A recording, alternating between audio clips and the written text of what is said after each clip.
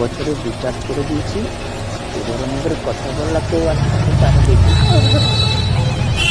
আরে বউ কেন ফোন করে? কারো দেখা করতে হয়তো আমি একদম ফিরি যাবো না মানে আবার